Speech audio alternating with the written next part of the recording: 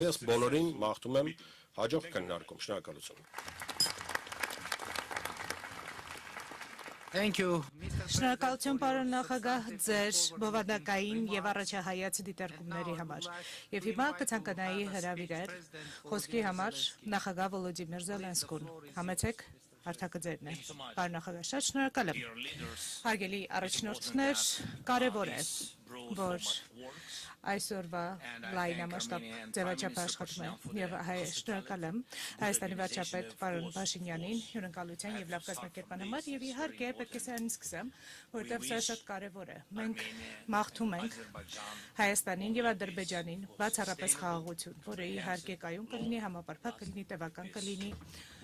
եւ կայուն խաղաղություն կլինի։ Մենք մաղթում ենք ձեզ, պարոն վարչապետ, նախագահ Ալիև եւ երկուսիդ էլ մաղթում ենք սա երկու պետություններին։ Չափազանց մեծ թվով երկրներ այսօր ներկայացված եւ շատ կարեւոր է, որ Հայաստանը այսօր հանդես է գալիս բոլոր եվրոպացիների հետ միասին եւ առաջին անգամ է, որ 24 տարվա ընթացքում իմիջիայլոց, որ Ուկրաինայի նախագահը այց է կատարում եւ սա իսկապես նշանակալի փաստ է, սա ցույց է տալիս մեր միասնականության մասշտաբը, նրանց ովքեր արժևորում են կյանքը։ Եվ ես համաձայն եմ Անտոնիոյի հետ։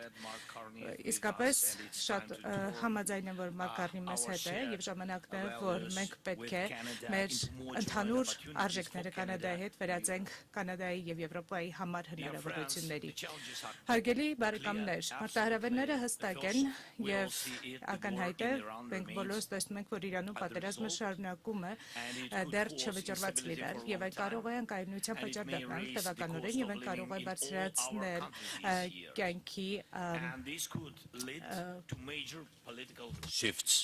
արժեքը բոլորի համար եւ առաջին հերթին մեր էներգետիկայի եւ անվտանգության համագործակցությունը պետք է իրական համագործակցության վրա հիմնված լինի եւ մենք պետք է կարողանանք օգնել միմյանց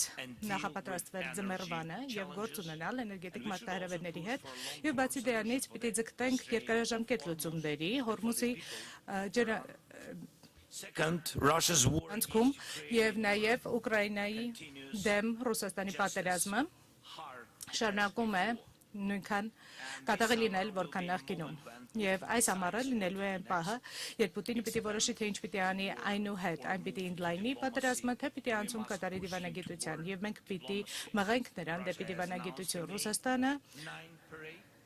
մայիսի 9-ին շքերթ է կազմակերպելու Մոսկվայում ռազմական տեխնիկայով եւ եթե դա տեղի ունենա, առաջին անգամ է լինելու սա բազմաթիվ տարիների ընթացքում, որ նրանք չեն կարողանալու թույլ տալ իրենց ռազմական տեխնիկա ցույց տալ եւ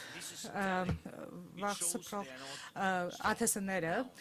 բզալու են Կարմիր հրապարակի վրա եւ սա ցույց է տալիս, որ նրանք ուժեղ չեն եւ մենք պետք է շարունակենք մեր պատժամիջոցները նրանց դեմ եւ 20-րդ փաթեթը պիտի առաջ մղենք եւ շնորհակալ եմ բոլոր առաջնորդներին Եվրամիության Անտոնիո Ուրսուլա շատ շնորհակալություն եւ հատկապես նրանց հատկապես այն պատժամիջոցները, որոնք միտված են ռուսական նավթին, ռազմարտունաբերությանը եւ ռուսական բանկերին։ Մենք պետք է շարունակենք այս ճնշումը, մենք պետք է մղենք Ռուսաստանին դեպի դիվանագիտություն եւ կխնդրեմ, որ սրա կարեւորությունը բոլորս ընդգծենք եւ շնորհակալություն բոլոր նրանց, ովքեր պայքարում են Ռուսաստանի ստվերային նավթային նավատորմի դեմ եւ քանի դեռ այս պատերազմը շարունակվում է մենք այս պատերազմը կշարունակվի եւ ցանկացած աջակցության փաթեթ կարեւոր է հատկապես օդուժում եւ ցանկացած պաշտպանական աջակցության ծրագիր կարեւոր է եւ այս տարվա այս մայիսի փաթեթը օգնելու է մեզ հերթերային սպառնալիքների դեմ պայքարել եւ ես կարծում եմ որ մենք պիտի կարողանանք արտադրել այն ամենը ինչը որ անհրաժեշտ է պաշտպանվելու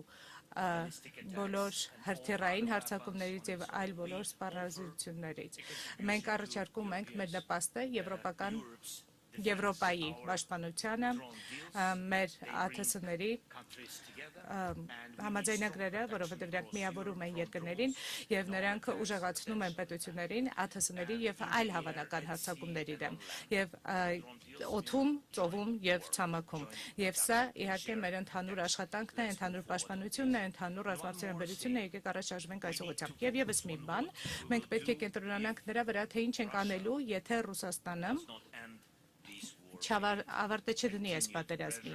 Մեզ անհրաժեշտ է շարունակական ճնշում եւ խաղաղություն։ Եվ իհարկե, համար առաջին բանը, մենք պետք է գտնենք գործարկելի դիպանագիտական ձևաչափ եւ Եվրոպան պետք է լինի սեղանի շուրջը ցանկացած բանակցությունների ժամանակ։ Եվ մենք պետք է կապի մեջ լինենք ԱՄՆ-ի հետ եւ հասկանանք նրանց դիտարկումները եւ դիրքորոշումները, բայց լավ կլիներ մեկ ընդհանրական եվրոպական ձայն կազմել այն բանակցությունների ժամանակ, որոնք ունենալու ենք Ռուսաստանի հետ։ Շնորհակալություն։